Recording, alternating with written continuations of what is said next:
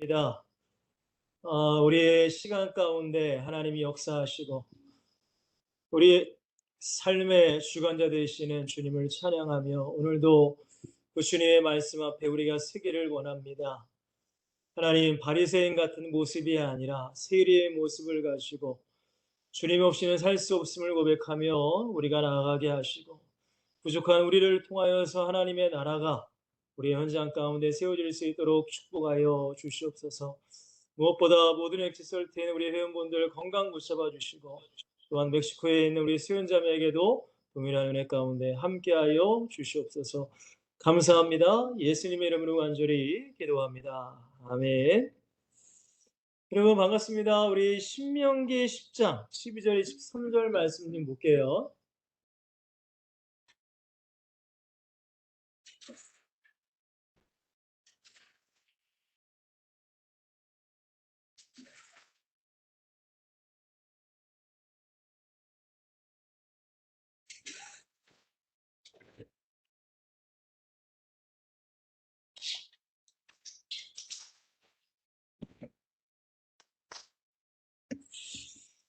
예, 우리 신명기 10장 우리 12절에서 13절 말씀인데요.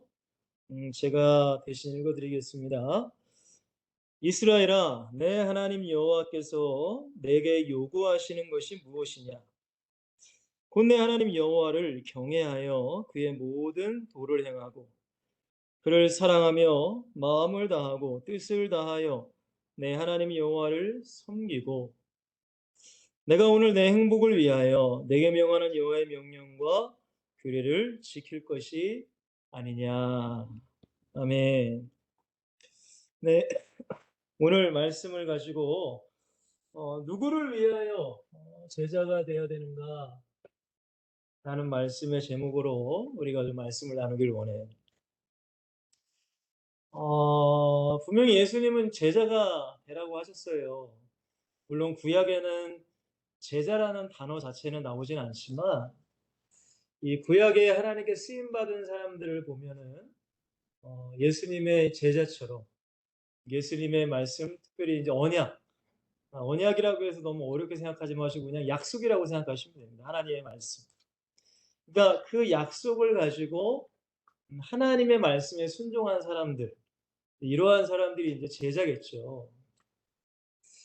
그러나 하나님을 믿는다고 하지만 우리가 하나님의 말씀을 붙잡지 못하고 여전히 우리가 마귀의 인도 따라, 마귀가 좋아하는 것 따라, 내 육신 따라 살아가는 사람들을 제자라고 보기는 성경적으로는 좀 어렵지 않나 그렇게 생각을 합니다.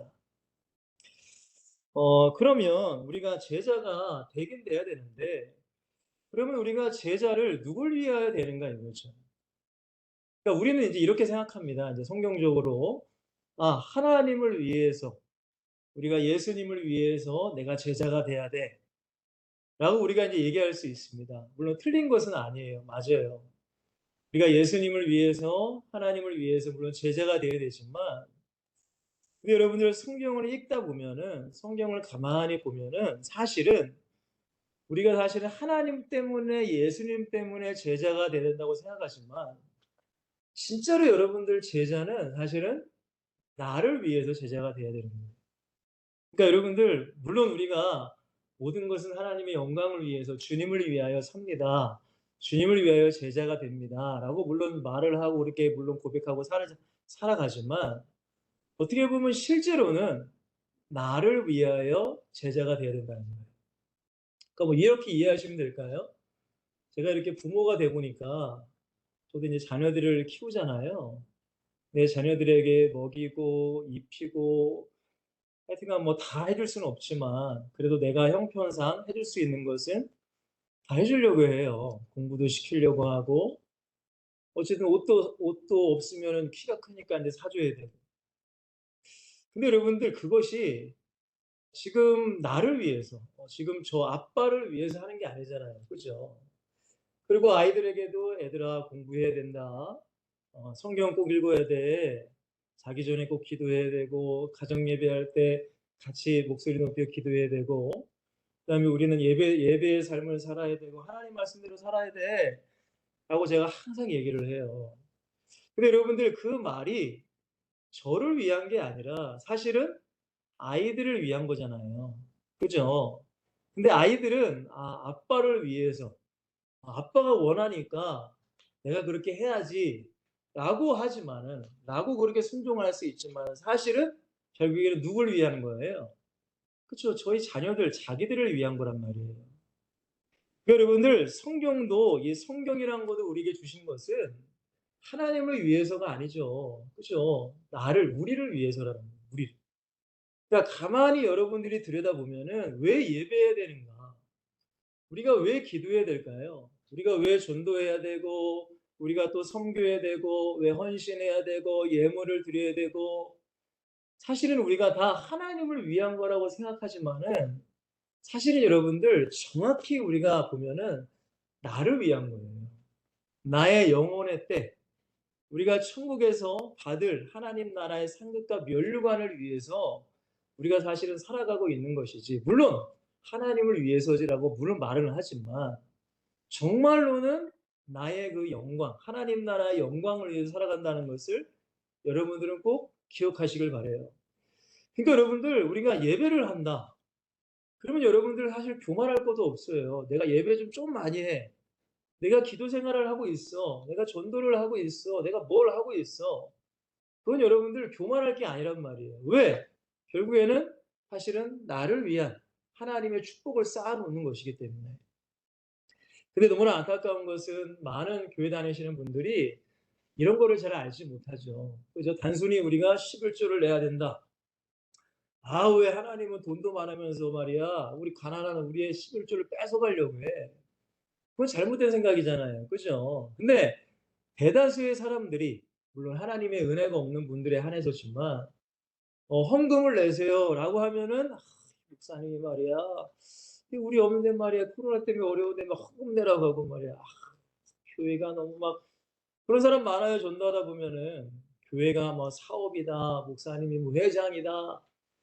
여러분 절대 그렇지 않다는 거죠. 결국 우리에게 하나님께서 요구하시는 모든 것은 나의 행복을 위하여. 이렇게 여러분들이 믿고 이해하시고 순종하며 살아가시면 되는 거예요. 그래서 다시 한번 우리 본문을 다시 한번 제가 읽어드리자면, 이스라엘아, 지금 신명기는 여러분들 이제 가나안 땅에 들어가기 전에 하나님께서 모세에게 이스라엘 백성들에게 이제 설교하라고 하는 내용인데요. 이스라엘아를 이제 우리 이름으로 넣어서 이제 생각하시면, 성거나 내 하나님 여호와께서 내게 요구하시는 것이 무엇이냐? 하나님께서 우리에게 요구하시는 것이 무엇이냐 이거죠. 여러분 각자에게 요구하시는 것이 무엇일까요? 곧 내 하나님 여호와를 뭐예요? 경외한다라고 합니다. 경외. 여러분 경외한다라는 뜻을 이해하기 위해서는 창세기 22장 12절을 여러분들이 이해하셔야 돼요. 창세기 22장 12절이 무슨 내용이에요?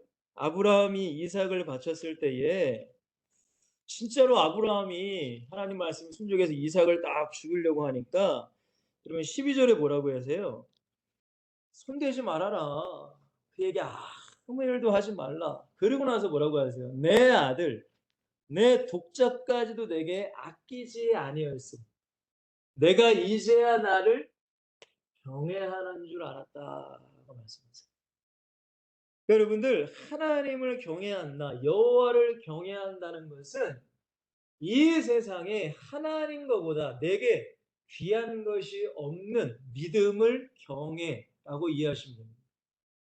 그러니까 경외한다는 건 여러분들 사실 사람에게 경외라는 단어를 사용하기가 사실 어렵죠. 그죠? 대통령을 경외한다? 왕을 경외한다? 모르겠네요. 왕은 뭐 충성하면 그럴 수 있겠다, 신하들이. 근데 이 경외라는 단어는 이제 하나님적으로 우리가 이제 생각을 이해하시면 됩니다. 그러니까 하나님을 뭐 하래요? 경외하라는 거죠. 이걸 우리에게 요구하시는 거예요, 우리에게. 그리고 그의 모든 뭐를 행하래요? 도를 행하라. 그리고 도라는 것은 뭐 길 도자를 쓸까요? 아니면 뭐 하나님의 말씀, 뭐 하나님의 뜻 이렇게 이해하시면 되겠죠. 자, 그리고 또한 그를 뭐하며? 사랑하며라고 말해요. 그쵸? 사랑해야. 뭐 쉬운 예입니다. 우리가 남녀와 결혼을 하는 것도 오직 그 남자, 오직 그 여자를 사랑하니까 결혼하는 거잖아요. 결혼한 이후에는 다른 남자, 다른 여자를 쳐다보면 안 되겠죠. 그죠? 마음을 품으면 안 되겠죠. 그죠?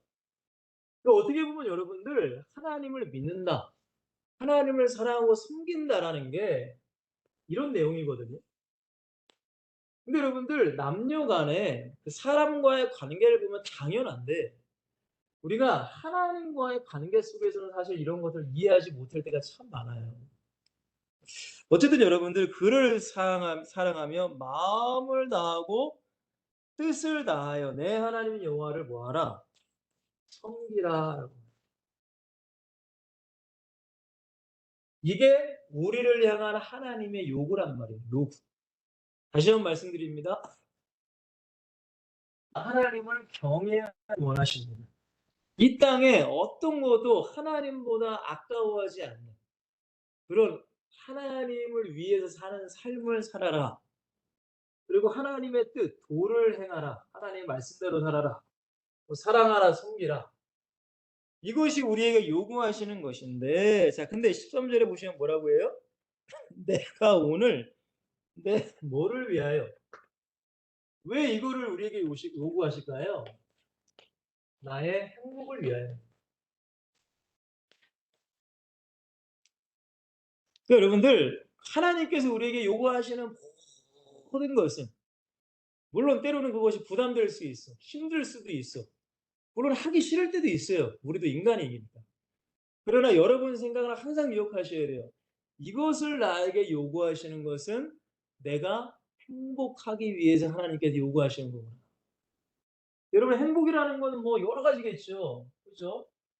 이 땅에서의 행복도 될 수도 있고 영원한 하나님의 나라의 행복일 수도 있겠죠. 그죠? 그러니까 여러분들 모든 하나님의 말씀을 정리합니다. 모든 하나님의 말씀은 나를 위해서 주시는 말씀입니다. 내가 정말 이 땅에서 행복하게 살라고 또한 영원한 천국에서 행복하게 살라고 주시는 하나님의 말씀이구나가 여러분들이 성령으로 믿어지셔야 되고 이해가 되셔야 돼요. 여러분 그렇지 않으면 가끔가다 목사님께서 우리 여러분 섬기시는 교회 그 목사님께서 여러분들에게 뭘 요구하신다. 그 요구를 여러분들이 감사함으로 받아들일 수 있는. 근데 그렇지 않다. 그렇지 않으면 목사님이 뭘 이렇게 부탁을 하고 시킨다. 그럼 그죠. 인간이니까 짜증나죠. 짜증나는 거죠. 그죠? 자, 그렇기 때문에 오늘 제목 다시 한번 누구를 위하여 제자가 되어야 하는가의 해답은 나왔습니다. 이미 나를 위하여. 나를 위해. 나를 위해서. 자, 우리 성경을 통해서 좀 알아볼게요. 자, 너를 위하여. 첫 번째 너를 위하여라고 했어요.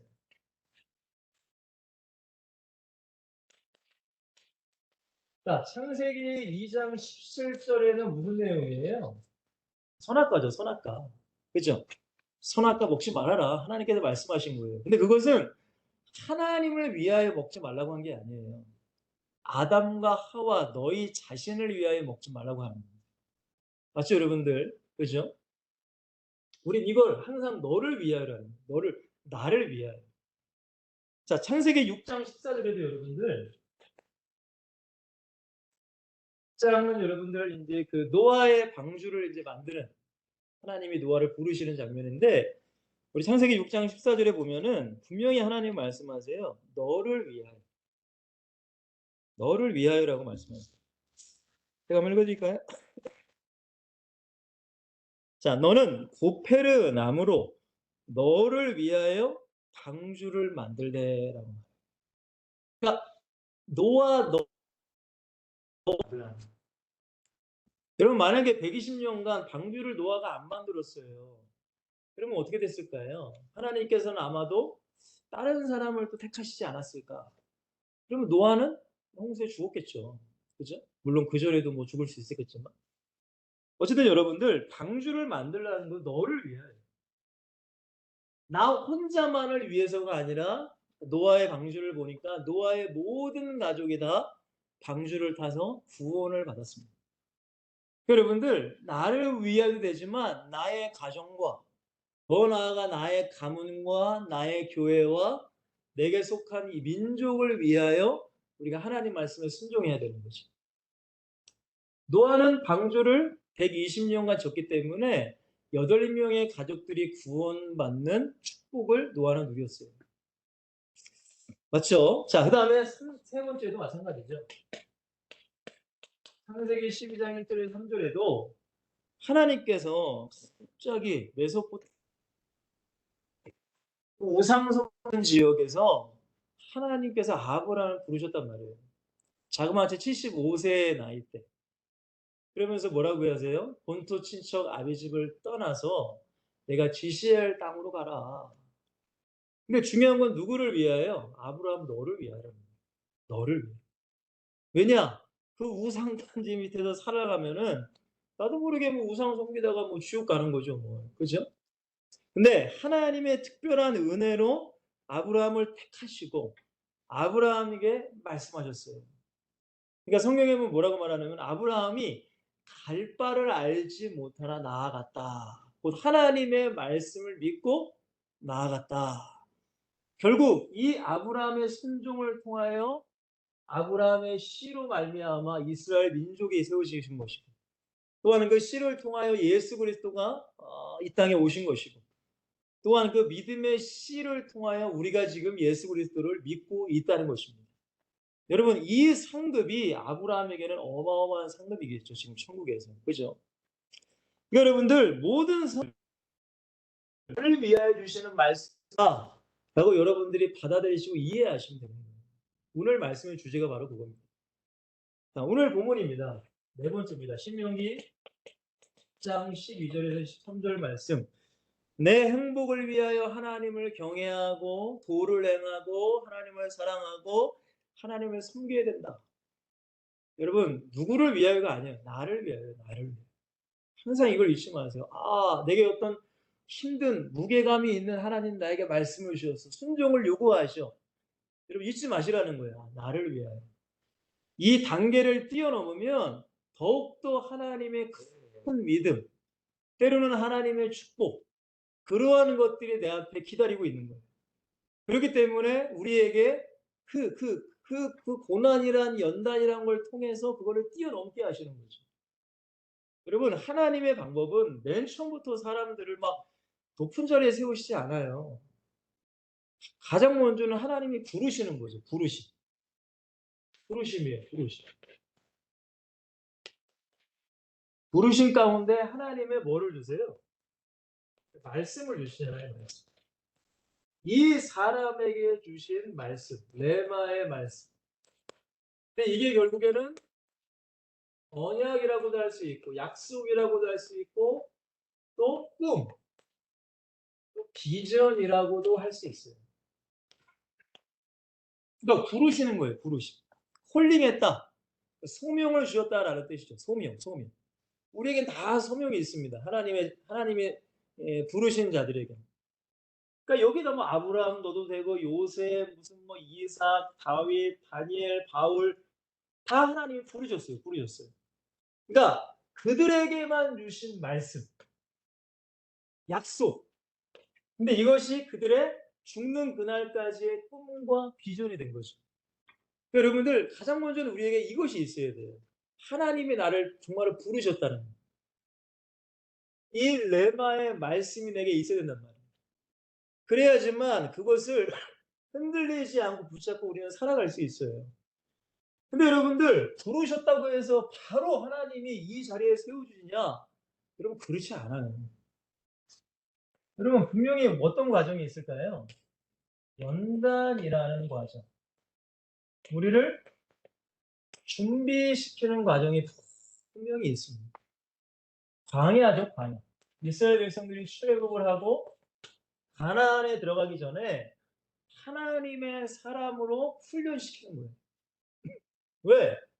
물론 하나님의 은혜로 부르심을 받았지만 여전히 이 언약과 꿈을 이루기 위해서는 내가 너무 세상적이거든요, 사실. 정말 솔직히 세상적이잖아요. 그러니까 이러한 것들을 통하여서 세상적인 육신적인 것들을 내려놓게 하셔. 그러니까 하나님께서 광야에서 이스라엘 백성들에게 뭘 요구하세요? 성막 중심을 요구하시잖아요. 성막. 그럼 성막이 뭐예요? 교회 중심이죠. 또 제사장. 제사장이에요. 제사. 하나님의 대리, 하나님의 종입니다. 하나님의 종. 지금 말하면 여러분들의 이끄시는 담임 목사님이라고 할 수도 있겠죠. 그죠? 그리고 또 뭘 주세요? 제사를 주시잖아요. 제사. 제사가 뭐예요? 예배죠. 예배. 그러니까 여러분들 우리가 하나님께 부르심을 받고 바로 우리가 그 자리에 가는 것이 아니라 이러한 준비의 과정이 있는데 그 준비의 과정 가운데 우리는 뭐가 되어야 돼요? 교회를 섬기는 사람으로 우리가 세워져 나가야 돼요. 그러면 솔직하게 교회를 다니시는 분들 중에 내가 진짜 교회를 위해서 기도해야 되겠다. 우리 목사를 위해서 기도해야 되겠다. 내가 교회를 세워야 되겠다. 여러분 그러신 분들이 물론 많이 있으시다고 제가 생각하고 싶지만 그렇게 많지는 않단 말이에요. 솔직하게 얘기해서. 그러니까 여러분들 우리 엑시13 여러분들만이라도 이러한 준비 과정이 필요하다. 정말로 내가 교회를 사랑하고 목자의 말에 순종하고 무엇보다 예배 중심의 삶이 되셔야 되는 거예요. 이런 것들을 하나님은 보고 있는 거란 말이에요. 보고 계세요, 사실. 자, 그리고 나서 어느 정도 하나님께서 인정하신다 하면은 우리를 세워가시는 거예요. 무슨 말인지 이해가 되시죠, 여러분들? 그러니까 내가 지금 어느 위치 정도에 있는가를 여러분들이 항상 묵상을 하셔야 돼요. 그리고 이러한 연단과 이런 과정을 이왕이면은 빨리 통과하는 게 좋겠죠. 그죠?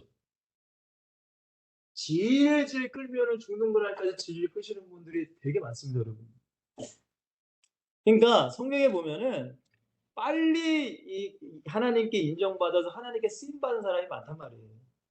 요셉 같은 경우도 한 13년 걸렸나요? 그 17살에 그 꿈을 꾸고 춘리가 30살이 됐습니다. 뭐 다윗 같은 경우도 한 10대 중반에서 그 사무엘 선지자를 통해 기름 부음 받고 30살에 헤브론의 왕, 밑에 남유다의 조그마한 왕이었다가 37살에 이제 통일 왕국의 이제 왕이 되고. 어쨌든 여러분들 이 모든 것은 나를 위하여 주신 것이다. 라고 이제 여러분들이 이해하시면 되는 거예요. 자, 그렇다면 다섯 번째입니다. 마태복음 28장 18절에서 20절이 뭘까요? 뭐예요, 여러분들? 너희는 가서 모든 민족으로 제자를 삼아라. 쉽게 말씀드리면 하나님이 기뻐하시는 하나님의 나라를 세워가는 사람들을 만들어 가라라고 말씀하시는 거예요. 자, 이것을 가지고 자, 2번입니다. 1번은 그대로 가져오면 나를 위한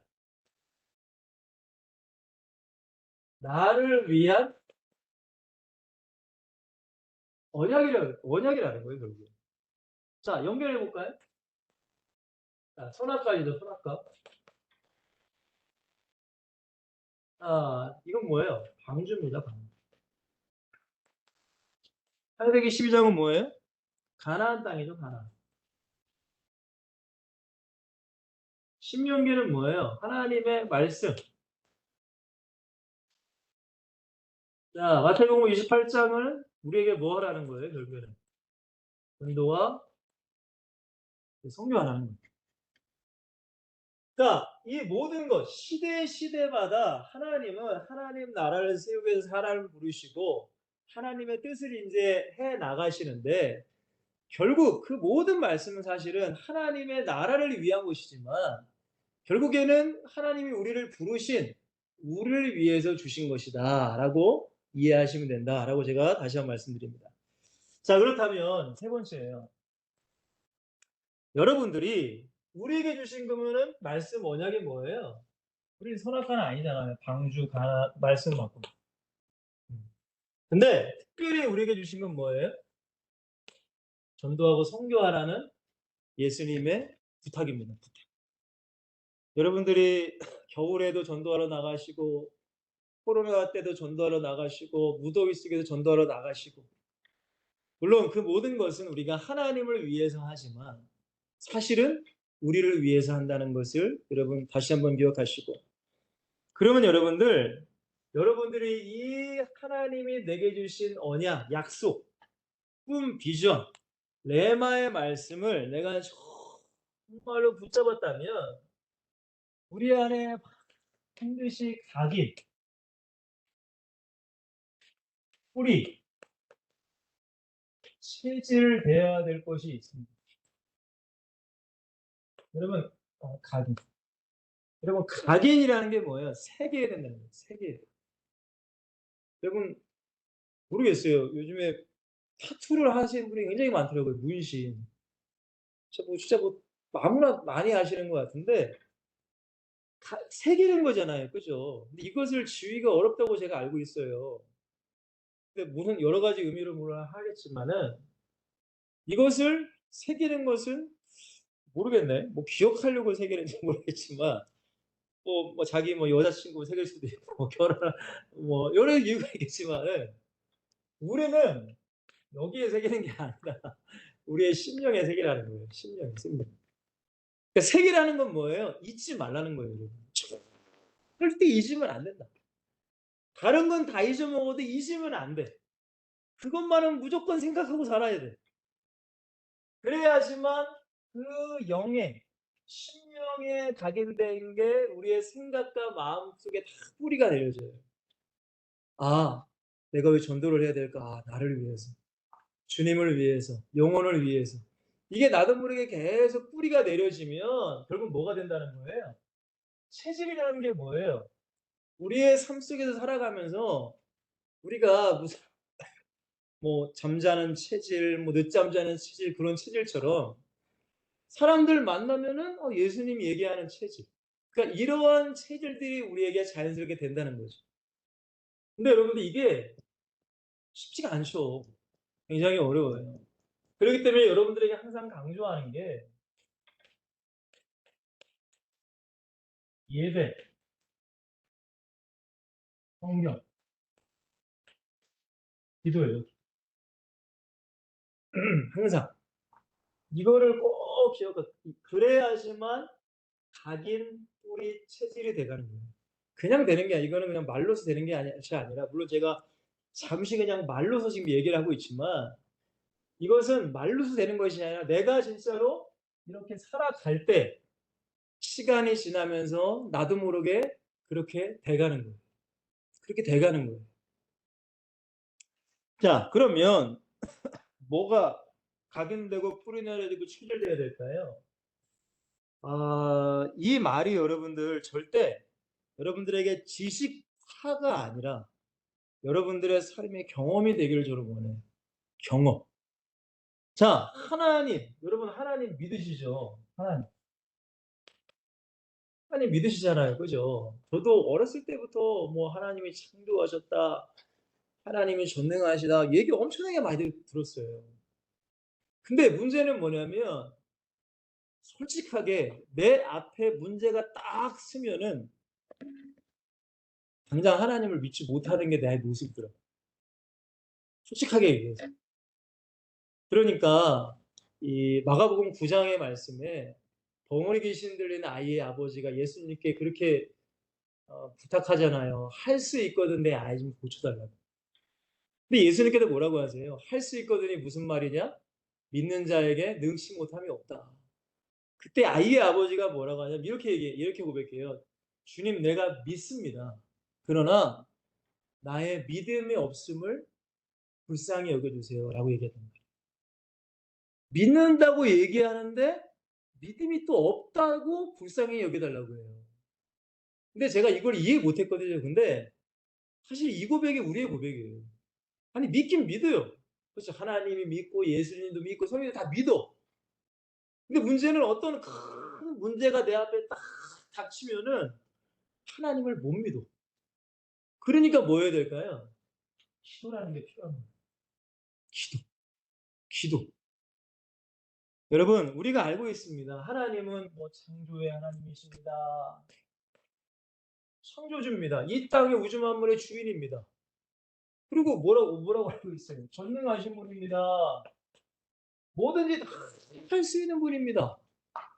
근데 내 현실 가운데는 그러나 하나님이 성경에만 갇혀 있을 때가 굉장히 많단 말이에요. 그러니까 내가 진짜로 믿고 하나님께 언약을 붙잡고 진짜 우리 교회가 하나님을 축복하는 교회, 내 가정을 변화시키고 우리의 삶을 변화시킨다는 믿음을 가지고 우리가 그 언약의 말씀을 붙잡고 살아가야 되는데 어떤 문제 앞에 딱 닥치면은 이 하나님을 믿는 믿음은 온데간데 없고 그냥 그 문제와 현실 앞에 그냥 다 있는 거예요. 그러니까 어떻게 돼요, 사람이? 원망하고 불평하게 되는 거죠. 사랑하는 우리 칠설튼 여러분들, 이러한 말씀들이 내 삶의 실제가 되기 위해서는 다시 한번 말씀드릴게요. 기도하셔야 돼요. 기도. 그러니까 매일매일 기도의 재단을 쌓아가셔야 됩니다. 여러분, 기도는 절대 지식과 이론이 아니잖아요. 그죠, 여러분들? 기도는 내가 해야 돼요.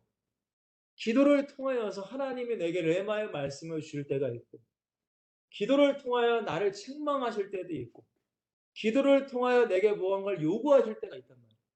그리고 기도를 통하여 그 문제를 넘길 수 있는 힘을 주신단 말이에요. 그러니까 이런 것들이 여러분들, 우린 다 알고 있어요, 사실. 지식적으로 알고 있단 말이에요. 근데 진짜 축복받는 사람, 진짜 성공하는 사람은 이것이 지식이 아니라 내 안에 믿으심으로 그 믿음을 가지고 포기하지 않고 한 걸음 한 걸음 나아가는 사람을 통해서 하나님은 일을 하신단 말이에요. 여러분, 절대 이거는 지식이 아닙니다. 뭐 하나님은 영원하시다. 하나님의 말씀은 성취하신다. 그러면 우리에게 주신 그 말씀 반드시 이루어진다고 믿으면 내가 그 일을 해 나가야 돼요. 여러분, 제가 말씀드렸잖아요. 저에게 하나님께서 성관아 너에게 큰 것을 맡겨주실 거야. 큰 것을 내가 너에게 맡길 거니까 준비해. 저는 몰랐단 말이에요. 큰 것이 뭔지. 근데 여러분들, 큰 것이 내게 보이지 않아. 나 안 할래. 그러면 안 되는 거예요, 여러분. 근데 아무리 힘들고 어려워도, 나에게 하나님께서 큰 것을 맡기시고, 하나님께서 나를 큰 용사로 세우신다고 분명히 말씀하셨기 때문에 나는 부족하지만, 내가 하나님의 약속 말씀 붙잡고 내가 하루하루 견디고 내가 믿음을 가지고 나아가면 내가 하는 것이 아니라 하나님이 하신다는 거예요. 하나님. 무슨 말인지 이해가 되시죠, 여러분들? 그러니까 그렇다고 해서 내가 아무것도 안 한다는 게 아니에요, 여러분. 나도 하나님 말씀 붙잡고 저는 목사니까 성경도 읽어야 되고 기도도 해야 되고 설교도 해야 되고 그죠, 여러분들? 많은 걸 해야 돼요. 그러면은 하나님께서 나도 모른 예레미야 33장 3절 말씀에 너는 내게 부르짖으라 내가 내게 응답하겠고 내가 알지 못하는 크고 은밀한 일을 내가 보일 것이다. 그러니까 믿음으로 나아갈 때 나로서는 이거 하지만 나보다 어마어마하게 위대한 그 하나님이 나를 통하여 하나님의 일을 해 나가신다는 거예요. 이걸 내가 믿어야 되는 거예요, 여러분.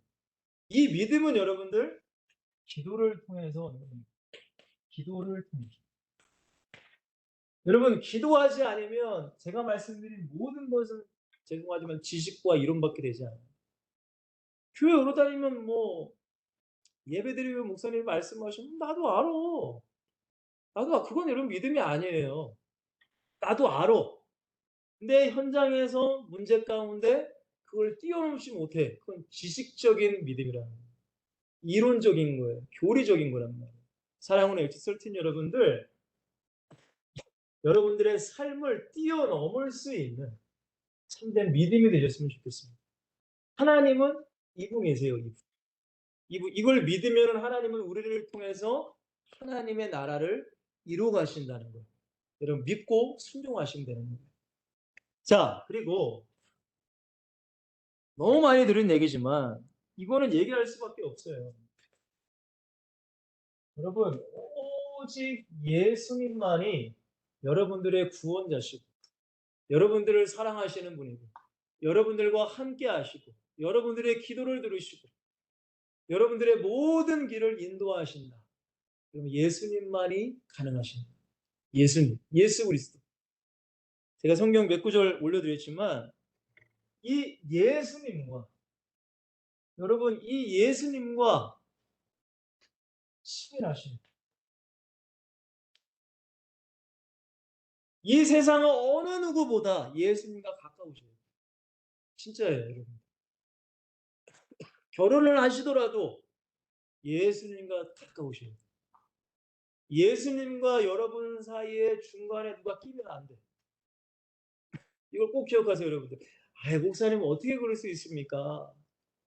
물론 현실적으로는 결혼하시면은 애도 키워야 되고 일도 해야 되고 할 게 너무 많아요. 여러분 꼭 기억하시라고요. 예수님과 가장 가까우셔야 돼요. 제가 부탁드리고 싶어요. 예수님과 가까워지세요. 그러니까 예수님과 내가 가까워지려면 내가 어떻게 해야 될까? 고민하셔야 돼요, 여러분. 정말로. 예수님이 좋아하는 게 뭘까? 예수님이 기뻐하는 게 뭘까? 내 시간을 어떻게 사용하고 내 삶을 어떻게 살아가고 내가 한 번뿐인 인생, 내 인생을 어떻게 살아가야 될까? 여러분 항상 고민하시고 정말로 살아가셔야 돼요. 여러분들이 오직 예수 그리스도라는 것은 이 세상의 어떤 사람보다 예수님이 나와 가장 가깝다라고 여러분들이 자신 있게 얘기할 수 있어요. 바로 자신 있게. 그냥 세상에 무슨 게임, TV, 무슨 그런 거는 여러분 진짜 이거는 솔직히 이런 것 가지고 우리가 싸울 이제 시대는 좀 지났다고 생각해요. 여러분들은 그거랑은 이제 싸우면 안 돼. 뛰어넘으셔야 돼요, 여러분들. 그러니까 여러분들 어떻게 하면 예수님과 가까워질까? 그거 고민하시면 돼요. 그게 오직 예수 그리스도가 된 사람이에요. 오직 예수 그리스도가 여러 가지 얘기가 있겠지만은 다른 게 아니에요. 예수님과 내가 얼마나 가깝게 살고 있는가. 최고 1등이 되셔야 돼요. 그래야지만 예수님이 말씀하시면 내가 순종할 수 있죠. 제가 이 결혼을 해보니까 참 이 예수를 물론 저는 어쨌든 예수님을 좋아한다고 그렇게 살아가고 있지만은 그렇지 못할 때도 있더라 이거예요. 그거를 나의 발목을 잡는 애들이 있을 수도 있고 경제적인 게 있을 수도 있고 그게 찾아오더라 이거예요. 근데 여러분들이 잊지 마세요. 예수님을 가깝게 예수님과 가장 친하게 여러분 사시길 바랍니다. 이게 오직 예수 그리스도예요. 여러분 이 예수님과 가장 친한 사람은 제가 말씀 다 드렸어요. 삶의 방향은 여러분들 당연히 하나님 나라를 위해서 살아가야 되겠죠. 그죠? 교회를 위해서 또한 영혼을 위해서 민족을 위해서 세계를 위해서 우리는 살아가야 돼요. 그렇다고 해서 우리가 지금 당장 선교 갈 수 있다 그런 건 아니지만 수연자매를 위해서 기도하는 것도 같이 동역한다고 저는 생각합니다. 왜냐하면 액치 13 자체가 사도행전 13장에 5인 1조의 팀이 나왔지만 여러분 그분들만이 선교했다고 말할 수 없잖아요. 안디옥 교회의 모든 성도들이 물질을 후원하고 기도를 후원해서 그 모든 열매가 지금 우리인 것처럼 여러분 정말로 여러분들이 예수님과 진짜 가까이 지내면 예수님이 기뻐하시는 삶은 다른 게 아니에요. 하나님의 나라, 하나님의 백성을 만들어가는 거예요. 맞잖아요. 우리의 가정에서도 마찬가지입니다.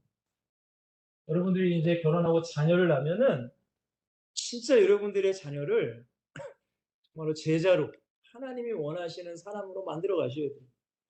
그러면 여러분들이 그런 것 같아요. 제가 이렇게 수련회를 해보고 청소년 사역을 해보니까 여러분 부모님이 하나님을 믿는 만큼 하나님을 경험하고 아는 만큼 자녀들에게도 동일하게 그렇게 하도록 얘기를 해줘요.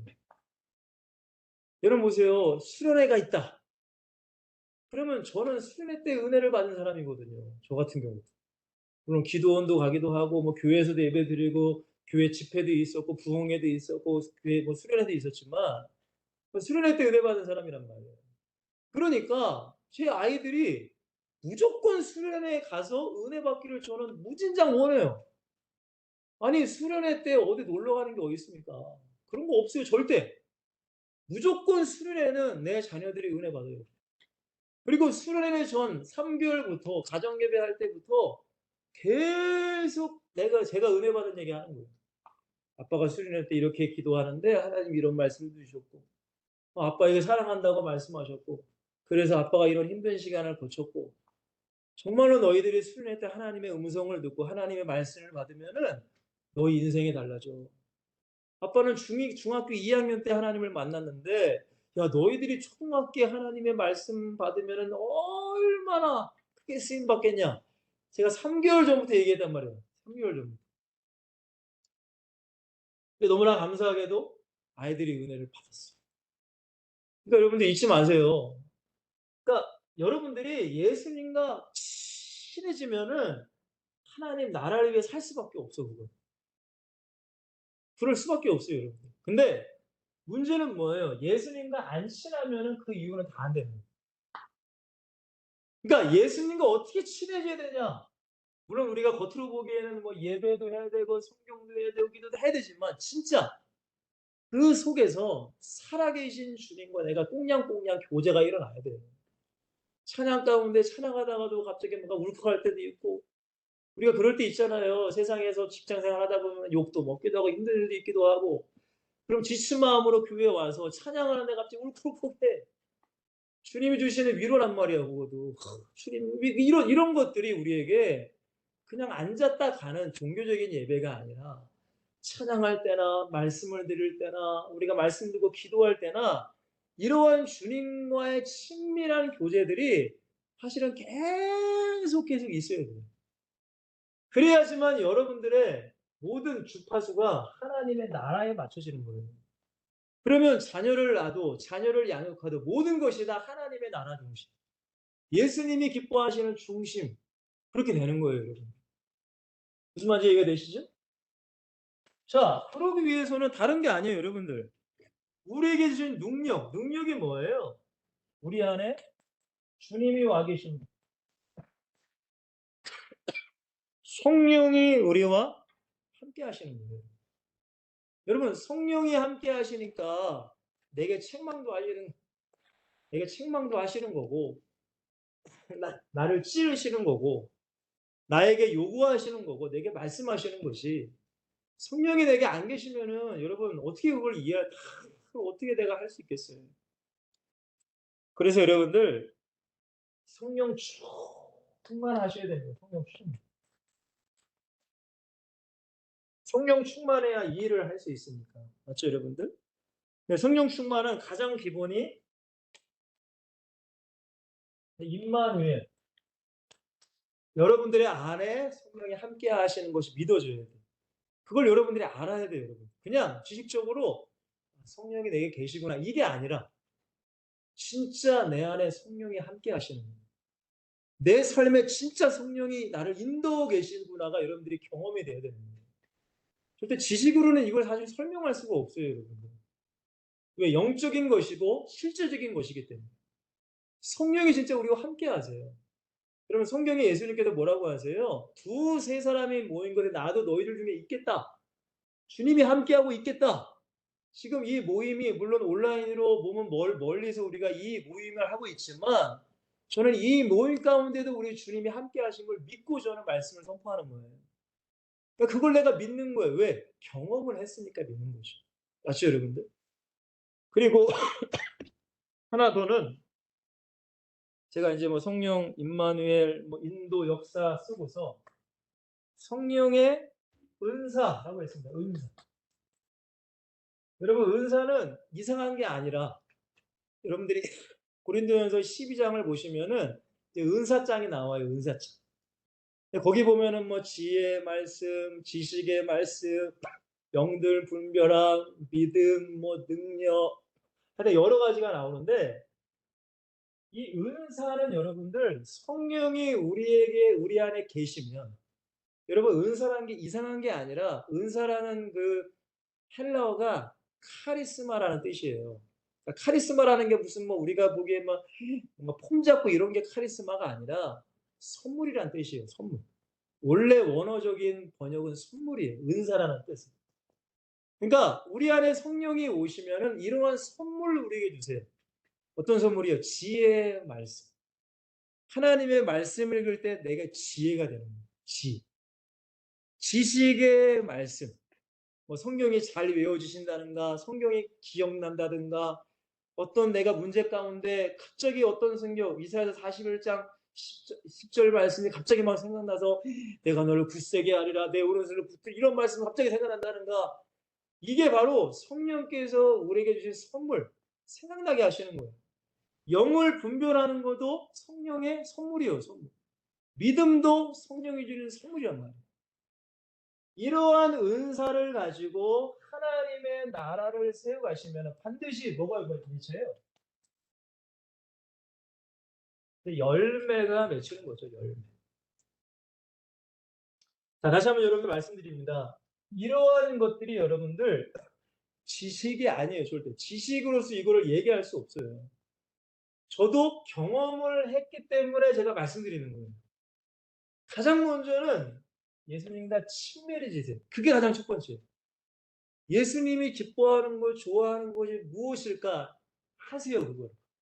그거 하세요. 그러면 주님의 안에서 성령으로 내가 충만해지고 하나님의 나라를 세울 수밖에 없게끔 하나님이 나를 변화시켜 가신다는 거예요. 자, 마무리하겠습니다.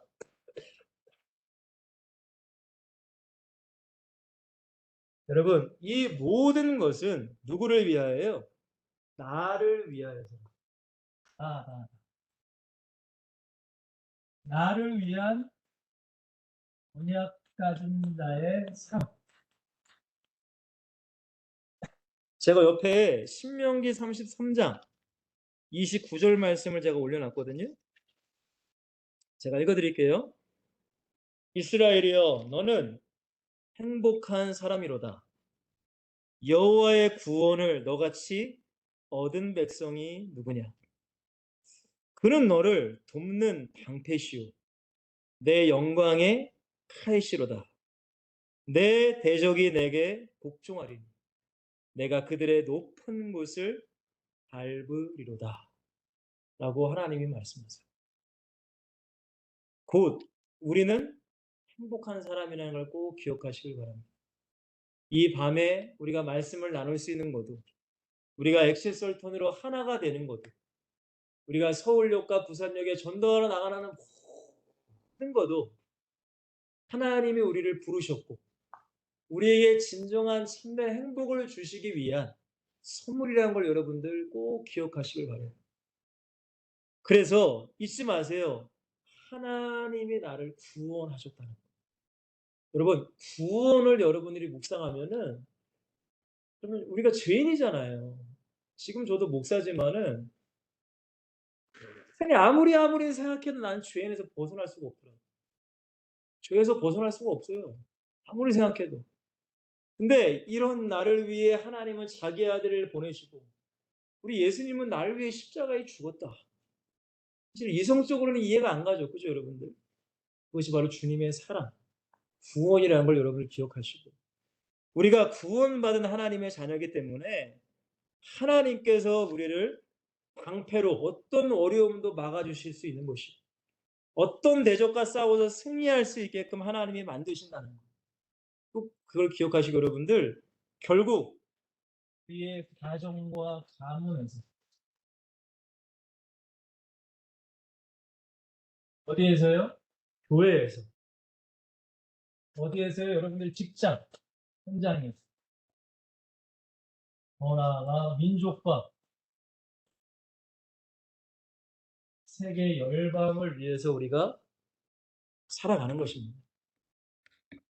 여러분, 사실 세상 사람들이 우리 이름을 알지 못하죠. 그죠? 우리는 80억, 전 세계 80억인가요? 그런 인구 중에 사실은 대한민국에 살고 있는, 저는 파주 문정 쪽에 살고 있는 그냥 아름다운 교회, 조그만 교회 섬기고 있는 부목사입니다. 제 이름을 누가 알겠어요? 근데 여러분들 잊지 마세요. 우리가 하나님을 위해서, 물론 하나님을 위한 거라고 말을 하지만 결국에는 나를 위한, 내가 믿음의 여정을 내가 걸어간다면 반드시 하나님은 여러분들을 통해서 하나님의 나라가 세워질 것이고, 이 땅에서도 영원한 하나님 나라에서도 영광의 상과 멸류관을 허락할 줄 믿습니다. 여러분 힘들고 어려우실지라도 여러분에게 맡겨진 일, 사명 잘 감당하시고, 더 나아가 오늘 제가 여기까지 누구를 위해 내가 진짜 제자가 되어야 되는가? 누구를 위하여 내가 예수님과 친해져야 되고, 누구 때문에 내가 교회를 세워야 되고, 목자의 말에 순종해야 되고, 하나님 나라를 세워야 되는가? 결국에는 여러분들 누구를 위한 거예요? 나를 위한 거라는, 나를 위한 거라는 걸 꼭 기억하시길 바랍니다. 제가 항상 예전 어머니 교회 때, 제가 전도사 때 우리 제가 맡고 있던 청소년들과 청년들에게 항상 얘기를 했거든요. 우리의 삶은 5년 후에 10년 후에는 반드시 다 달라진다. 근데 지금 현재 내가 하나님의 말씀대로 내가 얼마나 붙잡고 살아가느냐, 그 은혜 속에 내가 살아가느냐에 따라서 분명히 달라질 것이다. 근데 여러분들 그로부터 한 10년이 지났어요. 근데 여러분들 다 달라졌습니다.